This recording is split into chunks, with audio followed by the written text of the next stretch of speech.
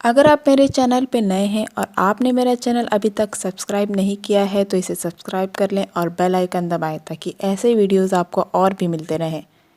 Hello दोस्तों, उम्मीद करती हूँ आप सब इस लॉकडाउन में अच्छे होंगे।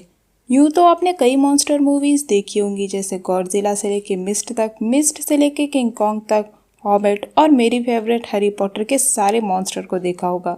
लेकिन आज के इस वीडियो में हम बात करेंगे के हॉरर जॉनर के एक बेहतरीन मॉन्स्टर की। के हॉरर मूवीज़ यानी कोरियन हॉरर मूवीज़ की अपनी ही अलग पहचान है, इसीलिए अब ये हॉरर लेजेंड्स ऑफ के हॉरर मेरे फेवरेट बन गए हैं।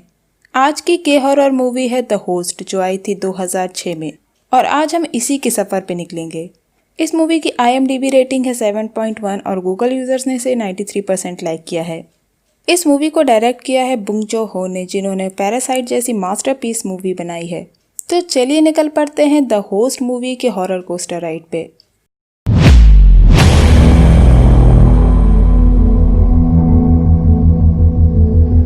कहानी की शुरुआत होती है 2000 में, जहां अमेरिकन मिलिट्री पैथोलॉजिस्ट किम को फॉर्मल रिहाइड की सारी बोतलें सिंक में डालने को कहता है, ये जानते हुए भी कि ये केमिकल सीधा हन रिवर में जाके मिल जाएगा। किम ना चाहते हुए भी उस केमिकल की 200 बोतलें खाली कर देता है। कुछ साल बाद हन रिवर में मछलियां मरने लगती हैं और एक अजीब सी क्रीचर फिश को देखा जाता है। फिर मूवी आती है 6 साल आगे, जहां रिवर के किनारे गैंगडो और उसके फादर एक शॉप चलाते हैं। गैंगडो एक आलसी और लापरवाह इंसान है जिसको किसी की कोई परवाह नहीं है, लेकिन वो अपनी बेटी हंसू से बहुत प्यार करता है और हंसू एक समझदार लड़की है। गैंगडो का एक भाई नामली और उसकी एक बहन नामजो भी है। नामजो एक नेशनलिस्ट मेडल होल्डर है आर्चरी में। एक दिन गैंगडो एक कस्टमर का ऑर्डर लेके उसके पास जाता है, जहां लोग हन रिवर की तरफ देख रहे होते हैं, जहां एक क्रीचर लटका होता है। उन लोगों को लगता है कि शायद ये डॉल्फिन है और लोग रिवर में खाना फेंकने लगते हैं, लेकिन एकदम से एक क्रीचर नदी से निकलता है और उन लोगों पे हमला कर देता है, जिसके बाद वहाँ हड़कंप मच जाता है और हर कोई अपनी जान बचाने के लिए भागता है।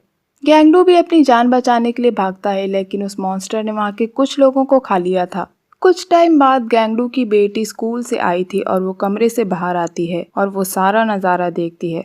तब गैंगडो अपनी बेटी हंसू का हाथ पकड़ के भागने लगता है, लेकिन बीच रास्ते वो लोग गिर जाते हैं और जब वो वापस उठ के भागता है तो गैंगडो ने किसी और लड़की का हाथ पकड़ा होता है और हंसू पीछे रह गई थी और उसके पीछे था वो मॉन्स्टर।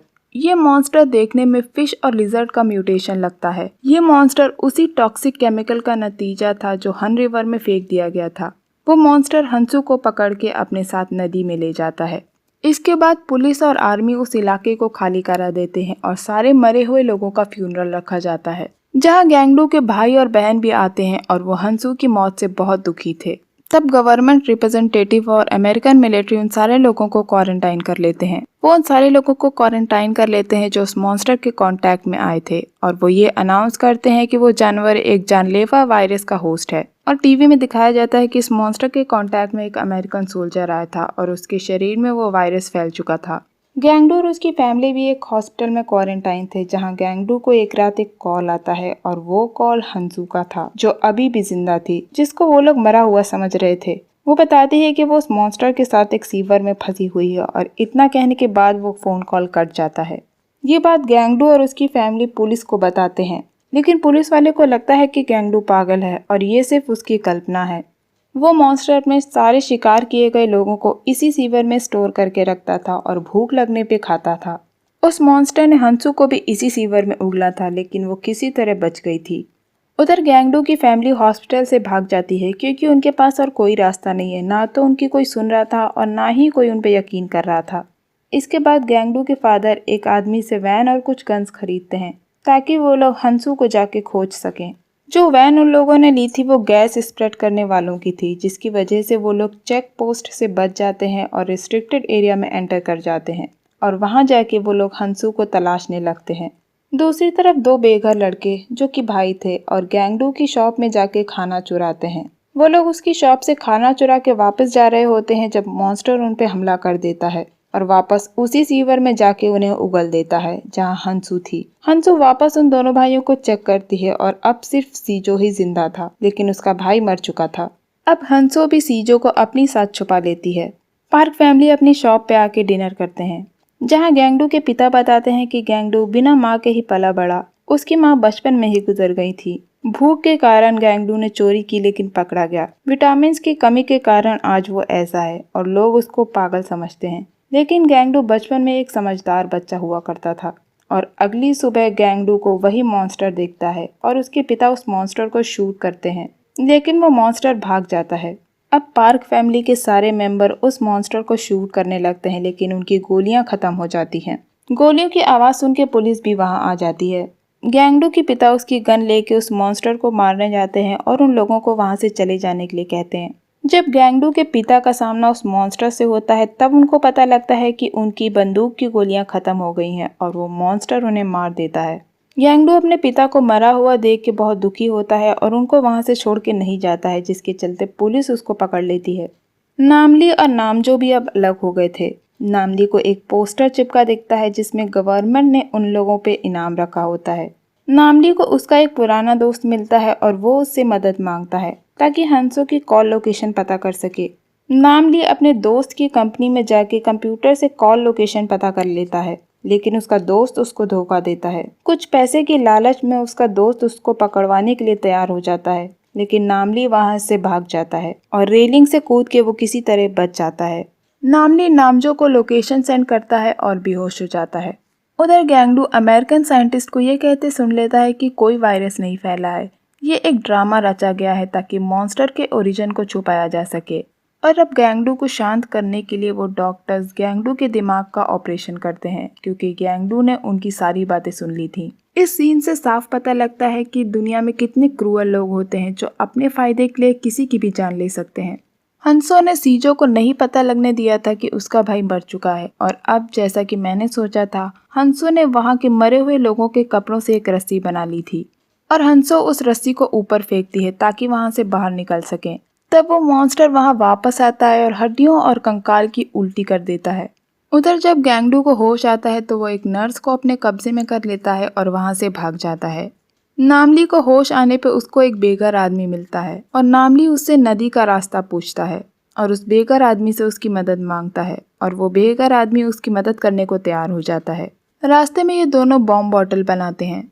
अब गवर्नमेंट ये ऐलान करती है कि वो एक केमिकल जो येलो एजेंट है उस नदी में छोड़ेगी, इस उम्मीद से कि उस मॉन्स्टर को मारा जा सके। उधर सीवर में हंसो और सीजो अभी भी उस रस्सी के जरिए वहां से भागने की कोशिश करते हैं। जब वो मॉन्स्टर सो रहा होता है तब हंसो उसकी पीठ पे चढ़ के वो रस्सी पकड़ लेती है, लेकिन वो मॉन्स्टर हंसो को अपनी पूंछ से नीचे उतार लेता है। वो मॉन्स्टर जग गया था और जब हंसो जान बचाने के लिए भागती है तो वो मॉन्स्टर हंसो और सीजो दोनों को निकल जाता है। उधर गैंगडू उस सीवर में पहुंच जाता है और हंसो का हाथ मॉन्स्टर के मुंह में देख के समझ जाता है कि उस मॉन्स्टर ने उसे निगल लिया है। उधर नामजो भी बाहर आती है जिसको उस मॉन्स्टर ने एक गड्ढे में गिरा दिया था जब वो सीवर में हंसो को बचाने के लिए आई थी, जब उसे नामली का मैसेज मिला था। वो मॉन्स्टर पे हमला करने वाली होती है लेकिन गैंगडू उसे रोक देता है और अब वो मॉन्स्टर नदी के किनारे आ गया था जहां लोग प्रोटेस्ट कर रहे थे। अब गैंगडू उस मॉन्स्टर का पीछा करता है और उसके साथ नामजो भी वहां आती है। जहां लोग प्रोटेस्ट कर रहे होते हैं वहां मॉन्स्टर पीछे से उन पे हमला कर देता है। तब पुलिस उस मॉन्स्टर पर केमिकल की बारिश कर देती है जिससे वो मॉन्स्टर कुछ देर के लिए नाकाम हो जाता है और गैंगडू उस मॉन्स्टर का मुंह खोल के अपनी बेटी को उसके मुंह से निकाल लेता है और उसके साथ सीजो भी बाहर आ जाता है। गैंगडू हंसो को जगाने की कोशिश करता है लेकिन वो नहीं जागती। हंसो मर चुकी थी। सीजो को प्रोटेक्ट करते करते हंसो मर गई थी। गैंगडू अपनी बेटी की मौत से बहुत दुखी था और गुस्सा भी। वो रॉड लेके मॉन्स्टर को मारने जाता है और वहां नामली भी आता है और वो उस मॉन्स्टर पे बॉटल बॉम्ब फेंकता है जिससे वो मॉन्स्टर डरने लगता है। उधर ऊपर वो बेघर आदमी उस मॉन्स्टर के मुंह में पेट्रोल का डिब्बा खाली कर देता है। नामजो भी वहां थी जो उस मोनोटॉप को अपने तीर में लगा के मॉन्स्टर की आंख पे मार देती है जिससे उस मॉन्स्टर के शरीर में आग लग जाती है। वो मॉन्स्टर तड़पते हुए नदी की तरफ भागता है ताकि अपनी जान बचा सके, लेकिन उसके सामने गैंगडू आ जाता है और वो रॉड उस मॉन्स्टर के मुंह में घुसा देता है जिसकी वजह से मॉन्स्टर की मौत हो जाती है। फिर गैंगडू सीजो के पास जाके उसको उठाता है और सीजो जिंदा था। मूवी कुछ साल और आगे जाती है जहाँ में दिखाया जाता है कि गैंगडू ने सीजो को अडॉप्ट कर लिया था और अब गैंगडू वो आलसी नहीं रहा। उस हादसे ने गैंगडू को पूरी तरह चेंज कर दिया था और यहाँ मूवी का एंड हो जाता है। चलिए बढ़ते हैं फैक्ट्स और डिटेल्स सेक्शन की तरफ। गैंगडो भले ही आलसी और लापरवाह था, लेकिन वो दिल का बुरा नहीं था। वो अपनी बेटी से बेहद प्यार करता था और उस मॉन्स्टर ने गैंगडो के नज़रिए को बदल दिया था। इस मूवी में जो वायरस बताया गया है वो कोरोना से बिल्कुल मिलता है। इसके सिम्टम्स कोरोना की तरह ही बताए गए हैं, जैसे खांसी, जुकाम, बुखार। ये कहना गलत नहीं होगा कि कभी कभी फिल्म में आने वाले भविष्य की झलक दिख जाती है। एक चीज मैंने इस मूवी को देखते हुए फील की कि कैसे कई देश ताकत और फायदे के लिए लोगों को बुरी तरह ट्रीट करते हैं। ये कहना गलत नहीं होगा कि आज इंसानी जान की कीमत नहीं रह गई है। के हॉरर मूवीज की ये स्पेशलिटी इसको सबसे अलग बनाती है कि के हॉरर मूवीज में आप हैप्पी एंडिंग एक्सपेक्ट नहीं करें। के हॉरर में डार्क हॉरर में भी कॉमेडी बहुत अच्छे से मिक्स करते हैं कि डर का एसेंस भी बना रहे और आप कॉमेडी को भी इंजॉय कर सकें। जैसे कि इस मूवी में हंसो के मौत का सीन में सारी फैमिली एक दूसरे से लड़ने लगती है सबके सामने, लेकिन उस सीन में भी एक सीरियसनेस दिखाई गई है कि पूरी फैमिली किस तरह से दुखी होती है। इस मूवी के डायरेक्टर बुंग जो को इस मूवी की इंस्पिरेशन एक लोकल आर्टिकल से मिली थी, जिसमें एक फिश के बारे में बताया गया था जिसकी एस शेप्ड स्पाइन थी जो हन रिवर में मिली थी। इस मूवी का ओपनिंग सीन ट्रू इवेंट से इंस्पायर्ड है, जब 2000 में सियोल में एक यूएस मॉर्टिशियन ने अपने अंडर काम कर रहे एक आदमी को एम्बेल्बलिंग फ्लूइड फेंक देने को कहा था जो हन रिवर में मिल गया था। तब इस मूवी के डायरेक्टर को लगा था कि ये सीन उनके मूवी के ओपनिंग सीन के लिए एकदम सही रहेगा। इस मूवी के डायरेक्टर बोंग जो को लगता है कि बहुत सी मॉन्स्टर मूवीज में सिर्फ साइंटिस्ट और सुपर हीरो ही सब कुछ बचाते हैं। वो चाहते थे कि इस मूवी का हीरो एक आम आदमी हो जो लोगों में इंसानियत को समझा सके, और सुपर हीरोज ऐसा रियल ड्रामा नहीं ला पाते। बोंग जो नहीं चाहते थे कि उनकी मूवी का क्रीचर वेस्टर्न मूवीज की तरह लगे, एक ड्रैगन की तरह। सच में हम भी ड्रैगन नहीं चाहते। इसीलिए बोंग जो और उनके क्रीचर डिजाइनर ने म्यूटेटेड और एक्सोटिक फिश की पिक्चर यूज की ताकि होस्ट मूवी का मॉन्स्टर बना सकें और वो बिल्कुल अलग लगे। आप इस मूवी के मॉन्स्टर को अपनी टेल से स्विंग करते हुए देखेंगे, जो कि बहुत ही नया कॉन्सेप्ट है। इस मूवी में फैमिली दूसरी मॉन्स्टर मूवीज की फैमिली की तरह मॉन्स्टर से लड़ना नहीं चाहती, वो तो सिर्फ अपनी बेटी को बचाना चाहते हैं। इस मूवी के ज्यादातर लोकेशन रियल हैं जो वॉन्यो ब्रिज पे शूट किए गए हैं। वाकई इस मॉन्स्टर को देख के मजा भी आया और ये मॉन्स्टर बहुत गंदा भी लगा। मुझे मॉन्स्टर मूवी ज्यादा तो पसंद नहीं है, लेकिन ये मूवी मुझे बहुत अच्छी लगी।